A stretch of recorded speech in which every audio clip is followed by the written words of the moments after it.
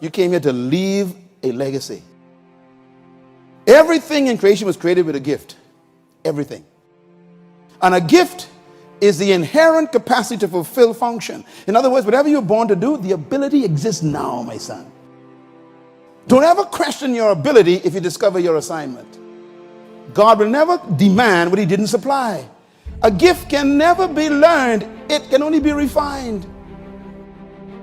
That's why going to college doesn't give you success. Getting a degree don't make you successful. Because a college can never give you a gift. You take your gift to college to polish it. That's why people go to college, study for 4 years, and still broke. Why? Because they shine the wrong thing. Think about how many teachers that you had growing up. Can you name one of your teachers growing up that ran a multi-million-dollar successful company? Of course not. They didn't go with their gift in their head and they studied the wrong subject and now they hate what they studied. There are people who got a degree in the wrong thing. All that money you spent in the wrong subject because you didn't know your gift. These last two are very important. The gift is the source of value to the created thing. Oh, please hear me. You know what makes oxygen so important? It gives us life. You know what makes the sun so important? It gives us gamma rays, ultraviolet rays that provide chlorophyll for the plant to give us oxygen. So the sun is very important, it's valuable. In other words, your value is in your function. And that's how it works. If you don't feel valuable, it could be because we don't know why you are here. You know, you here all these years, we didn't know why. You're taking up space. You're wondering why we walking past you, because we don't know why you're here. You can't ignore something if you know its value. And its value is in what? Its function. I mean, when your car's on E, I know you want to drive past that gas station, but that gas station got you. You got to pull into that fuel station. Why? Because it has something you need. The value is based on the purpose of the thing.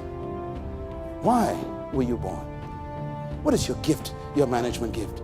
Purpose determines your value. A lack of self-discipline is a lack of knowing what you want in life. And when you don't know what you want, you won't have any self-discipline power to get there. And by the way, let me just warn you too. When you start being notarized for your gift, don't take it seriously. Because it ain't you they're interested in. You know, humility is sensibility.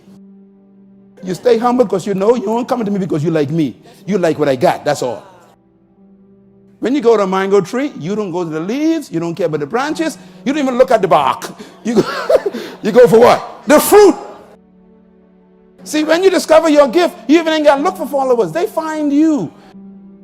People bring their monies to you when you find your gift and start delivering it. A man's gift makes room for him. That means it forces space in the universe. They can't ignore you. Study yourself. This thing about business. Business is born when the solution is discovered. Your value comes from that solution. So don't seek business, seek solutions and seek problems, and then you begin to find attraction to your value. Whoever solves problems become wealthy. This is the heart of it. So businesses are all around us. The more problems in the world, the more business that exists. You know, when 9/11 took place some years ago, the airplanes hit that thing. Man, they shut down all the airlines. And boy, my first thought was, I wish I could be the company that invented the machine that you got to stand in and turn it around like this. I mean, the fellows who build that machine now, billions of dollars. The little one, beep, beep, beep, beep. Oh Lord, please let me make that one right. 1 trillion of them for $50 each. Problems create business. 90% of success is in your head, between your ears. 10% is in your hands. You don't become successful because you work hard. It's because you work smart. Smart people hire hard-working people. Are we still there?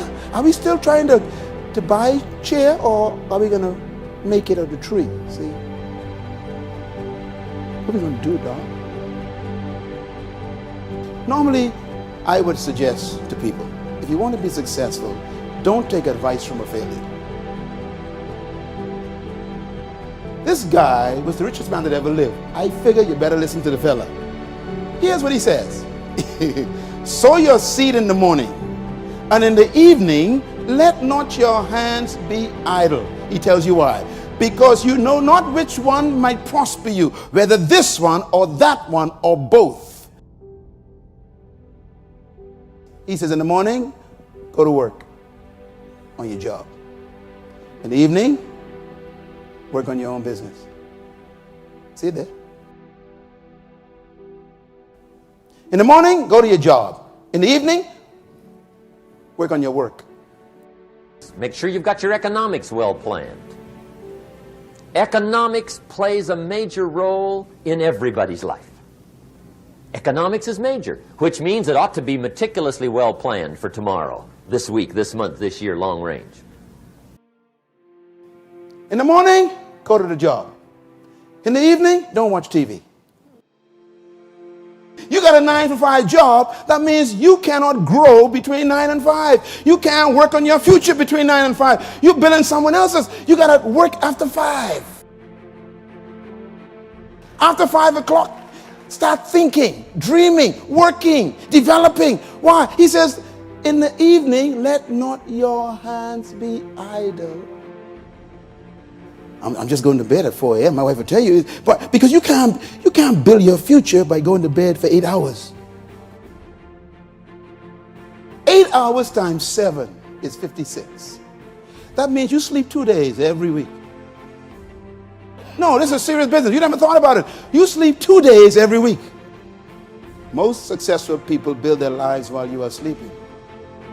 Sow your seed in the morning. Boy, Bahamians love 5 o'clock. Get out of my way. Where you going? Home. That's about it. Just home. We're so busy going home, we don't go to our destiny. Starting tomorrow, new project. Take a new inventory.